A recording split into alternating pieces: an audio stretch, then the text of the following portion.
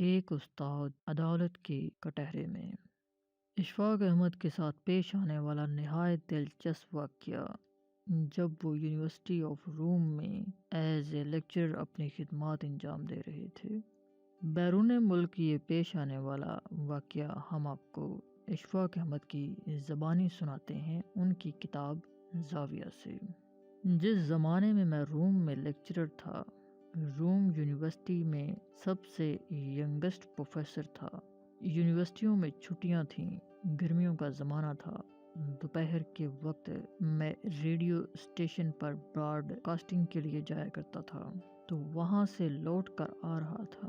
خواتین و حضرات، روم میں دوپہر کے وقت سب لوگ قیلولہ کرتے ہیں، یعنی گرمیوں میں دوپہر کے وقت کچھ دیر کے لیے سوتے ہیں۔ دوپہر کے وقت روم کی سڑکیں تقریباً خالی ہوتی تھیں، اور کارپوریشن نے یہ انتظام کر رکھا تھا کہ وہاں پر پانی کے حوض لگا کر سڑکیں دھوتے ہیں، اور شام تک سڑکیں ٹھنڈی بھی ہو جاتی ہیں، خوشگوار بھی ہو جاتی ہیں۔ اکا دکا کوئی ٹریفک کی سواری آ جا رہی تھی تو میں اپنی گاڑی چلاتا ہوا جا رہا تھا۔ اب دیکھیے، انسان کے ساتھ ساتھ ایک دیسی مزاج چلتا ہے، آدمی کہیں بھی چلا جائے۔ تو میں گاڑی چلا رہا تھا، میں نے دیکھا کہ گول دائرہ ہے، اس کے اوپر میں چکر کاٹ کے آؤں گا، پھر میں اپنے گھر کی طرف مڑوں گا، تو یہ بڑی بےہودہ بات ہے، بیچ میں سے چلتے ہیں۔ اس وقت کون دیکھ رہا ہے؟ دوپہر کا وقت ہے۔ تو میں بیچ میں سے گزرا، وہاں ایک سپاہی کھڑا تھا، اس نے مجھے دیکھا اور اس نے پرواہ نہیں کی، جانے دیا کہ یہ نوجوان جا رہا ہے تو کوئی بات نہیں۔ جب میں نے دیکھا شیشے میں سے گردن گھما کر کچھ مجھے تھوڑا سا یاد پڑتا ہے، میں طنزاً مسکرایا، کچھ اپنی کامیابی کے اوپر۔ میں نے خوشی منانے کے لیے ایک مسکراہٹ کا پھول اس کی طرف پھینکا۔ جب اس نے یہ دیکھا کہ اس نے میری یہ عزت کی ہے تو اس نے سیٹی بجا کر روک لیا۔ اب وہاں پر سیٹی بجنا موت کے برابر تھی، اور رکنا بھی۔ میں رکا، وہ آ گیا اور آگے کھڑا ہو گیا، پہلے سیلوٹ کیا۔ ولایت میں رواج ہے کہ جب بھی آپ کا چلان کرتے ہیں، آپ کو پکڑنا ہوتا ہے تو سب سے پہلے آ کر سیلوٹ مارتے ہیں۔ تو اس نے کھڑے ہو کر سیلوٹ مارا۔ اب میں اندر تھر تھر کانپ رہا ہوں۔ شیشہ میں نے نیچے کیا تو مجھے کہنے لگا، آپ کا لائسنس؟ تو میں نے اس سے کہا، میں زبان نہیں جانتا۔ اس نے کہا، چنگی بھلی بول رہے ہو۔ اس نے کہا، نہیں، آپ اپنا لائسنس دیں۔ میں نے کہا، فرض کریں جس کے پاس اس کا لائسنس نہ ہو تو پھر وہ کیا کرے؟ اس نے کہا، کوئی بات نہیں، میں آپ کا چلان کر دیتا ہوں، تو آپ اسے لے جا کر جمع کروا دیں۔ میں نے کہا، مجھ سے غلطی ہو گئی۔ اس نے مسکراتے ہوئے کہا، غلطی ہو گئی تھی تو چلے جاتے۔ اس نے بغیر مجھ سے پوچھے کاپی نکالی اور چلان کر دیا، اور چلان بھی بڑا سخت، 12 آنے جرمانہ۔ میں نے لے لی پرچی اور کہا، اس کو لے کر کیا کروں؟ اس نے کہا، اپنے کسی بھی قریبی ڈاک خانے میں منی آرڈر کی کھڑکی پر جمع کروا دیں، بس وہاں کچہری نہیں جانا پڑتا، دھکے نہیں کھانے پڑتے۔ آپ کا جرمانہ ہو گیا، آپ ڈاک خانے میں دیں گے تو بس۔ میں جب چلان کروا کے گھر آ گیا تو جہاں میں کرائے پر رہ رہا تھا، میں نے اپنی لینڈ لیڈی سے کہا، میرا چلان ہو گیا ہے۔ کہنے لگی، کیا آپ کا چلان ہو گیا ہے؟ میں نے کہا، ہاں، کیا کروں؟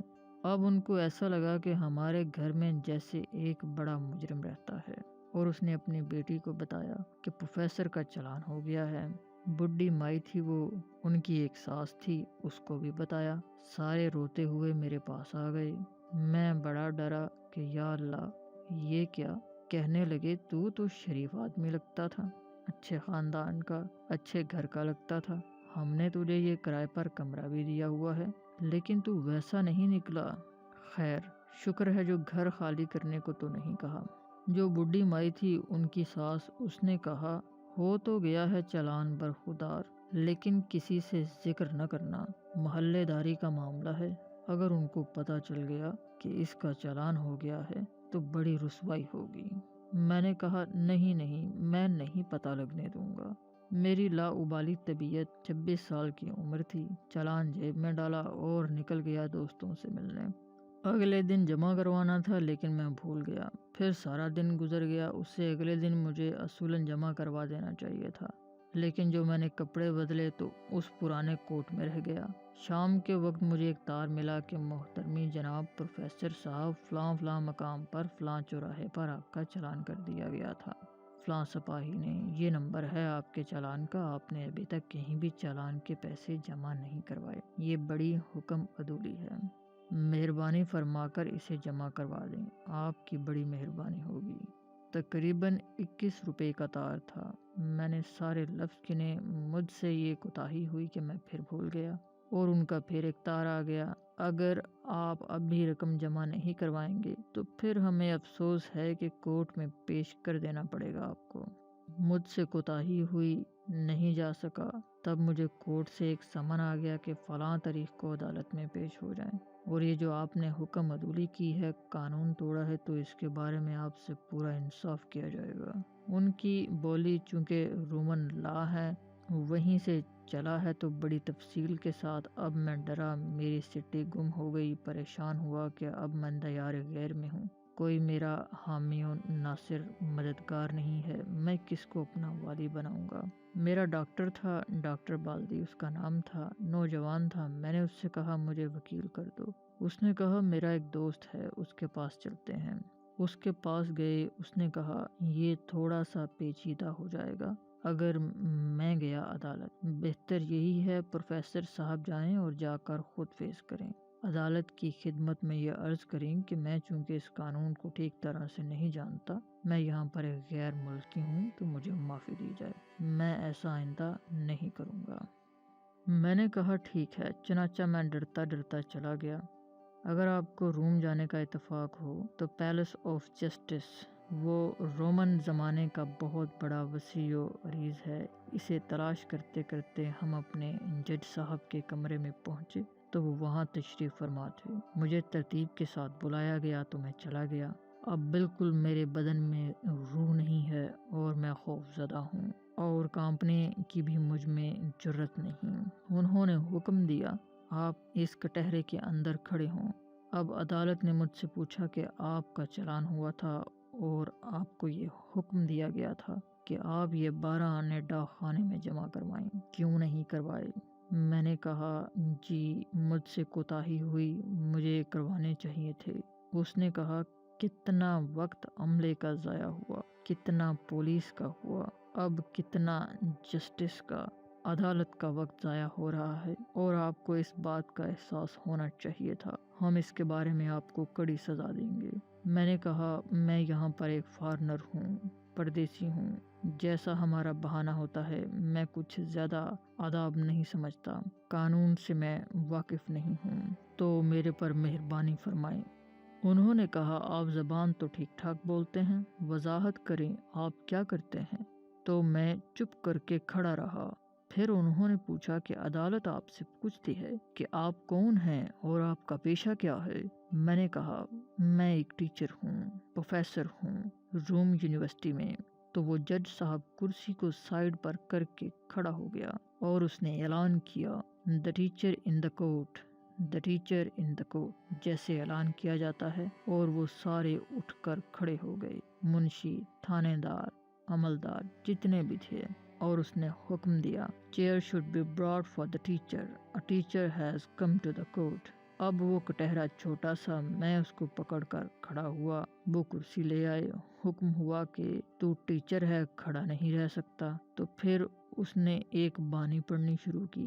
جج نے کہا اے معزز استاد، اے دنیا کو علم عطا کرنے والے استاد، اے محترم ترین انسان، اے محترم انسانیت، آپ نے ہی ہم کو عدالت کا اور عدل کا حکم دیا ہے، اور آپ ہی نے ہم کو یہ علم پڑھایا ہے، اور آپ ہی کی بدولت ہم اس جگہ پر براجمان ہیں، اس لیے ہم آپ کے فرمان کے مطابق مجبور ہیں۔ عدالت نے جو ضابطہ قائم کیا ہے اس کے تحت آپ کو چیک کریں، باوجود اس کے کہ ہمیں اس بات کی شرمندگی ہے اور ہم بے حد افسردہ کہ ہم ایک استاد کو جس سے محترم اور کوئی نہیں ہوتا اپنی عدالت میں ٹرائل کر رہے ہیں، اور یہ کسی بھی جج کے لیے انتہائی تکلیف دہ موقع ہے کہ کورٹ میں کٹہرے میں ایک استاد مکرم ہو اور اس سے ٹریل کیا جائے۔ اب میں شرمندہ اپنی جگہ پر۔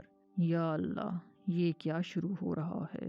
میں نے کہا حضور جو بھی آپ کا قانون ہے، علم یا جیسے کیسے بھی آپ کا ضابطہ ہے اس کے مطابق کریں، میں حاضر ہوں۔ تو انہوں نے کہا ہم نہایت شرمندگی کے ساتھ اور نہایت دکھ کے ساتھ اور گہرے علم کے ساتھ آپ کو ڈبل جرمانہ کرتے ہیں، جو کہ 1.5 روپیہ ہوگا۔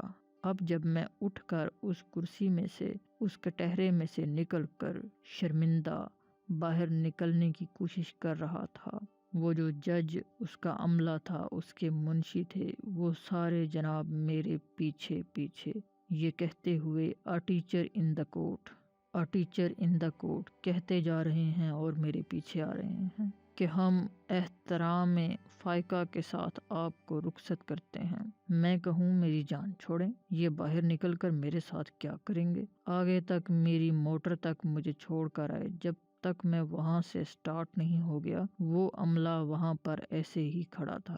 اب میں لوٹ کے آیا تو میں سمجھا یا اللہ میں بڑا معزز آدمی ہوں، اور محلے والوں کو بھی آ کر بتایا کہ میں ایسے گیا تھا اور وہاں پر یہ ہوا۔ وہ بھی جناب، اور میری جو لینڈ لیڈی تھی وہ بھی بڑی خوشی کے ساتھ محلے میں چوڑی ہو کر گھوم رہی تھی کہ دیکھو ہمارا یہ ٹیچر گیا، اور کورٹ نے اتنی عزت کی، اس کی عزت افزائی ہوئی۔ ناظرین کرام، اسلام نے استاد کو بہت بلند مقام عطا کیا ہے، لیکن ضرورت اس امر کی ہے کہ ہم اس ادب و احترام کو اپنی عملی زندگیوں میں لے آئیں تاکہ ایک باوقار قوم بن سکیں۔ آپ بتائیے گا کہ اس واقعہ سے آپ نے کیا سبق حاصل کیا؟ اپنی قیمتی رائے کا اظہار کمنٹ سیکشن میں لازمی کیجیے گا۔ اگر آپ کو یہ ویڈیو پسند آئی ہے اسے لائک کیجیے، شیئر کیجیے، چینل پر نئے ہیں تو اسے سبسکرائب کیجیے۔ ملتے ہیں جلد ایک نئی ویڈیو کے ساتھ، اپنا خیال رکھیے گا۔ اللہ حافظ۔